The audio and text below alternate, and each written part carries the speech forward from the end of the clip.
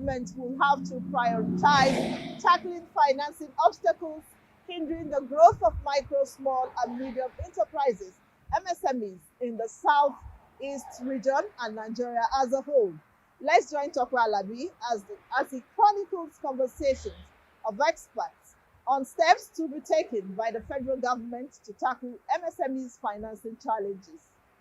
To bridge the financing gap, scale up growth and expand micro and small medium enterprises MSMEs in Nigeria and other developing markets, federal government will have to explore technological advancements, platform-based alternative models and reverse factoring solutions. According to the Small and Medium Enterprises Department Agency of Nigeria, SMEDAN, there are about 40 million SMEs in Nigeria accounting for 62 million jobs and approximately 46% of the nation's GDP. Despite their economic impact, MSMEs encounter difficulties in accessing credit with an unmet finance gap of over $15.8 billion.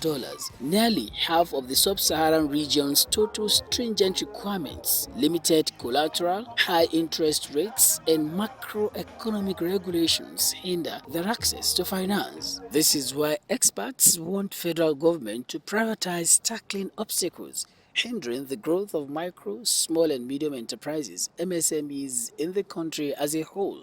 The Executive Secretary, Southeast Business and Investment Summit, Ifedin Okwena, emphasized the need for the government to revive the region's economy for a win overall sustainable growth while tackling the challenges of inadequate government support, limited access to finance, and high interest rates. You may recall that Eastern Nigeria, which comprises the present Southeast and part of South Nigeria, was between 1958 and 1967 said to be the fastest growing economy, growing at about 9% APR. If you know that, actually it was 9.2 annually, outperforming countries like Singapore, Bangladesh, Taiwan, and the rest of the Asian tigers. Today, the story is no longer the same.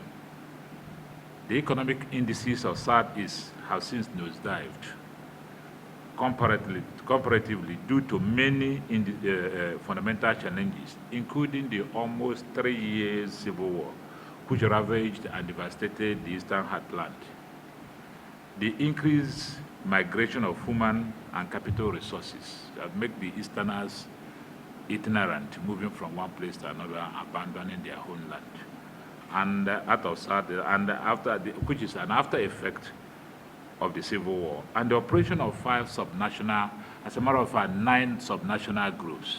He explained that a private sector initiative to boost economic development of the region through partnerships among stakeholders from diverse sectors is slated to hold at the end of the year, bringing together over 1,000 businessmen, investors, and changemakers from across the globe. The current situation should not be allowed to continue when the region is endowed with enterprising, deeply knowledgeable and creative people available to be utilized for the good of the region.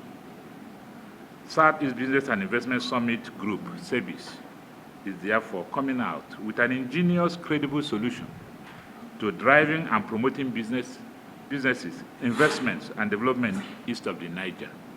Southeast Business and Investment Summit is a journey in self-rediscovery. We're trying to rediscover ourselves and reinvent ourselves. We mentioned the issue of support MSMEs. We have an investment portfolio plan for MSMEs. We have what we call the Enterprise Development Agency. The Enterprise Development Agency, that's why we are partnering with UNIDO, partnering with Infrastructure Bank, because we believe appropriately that for us to move forward, we must make sure the businesses in the Southeast are structured. Today, part of the problem we're having is that businesses there are not structured, and that's why they find it even difficult to go to the stock exchange. People like to do businesses from their pocket, direct, out-of-pocket funding for their businesses, and they don't look elsewhere for funds to be put in there. And once they die, most of our businesses don't cross generation. Once they die, the businesses die. We want to stop this.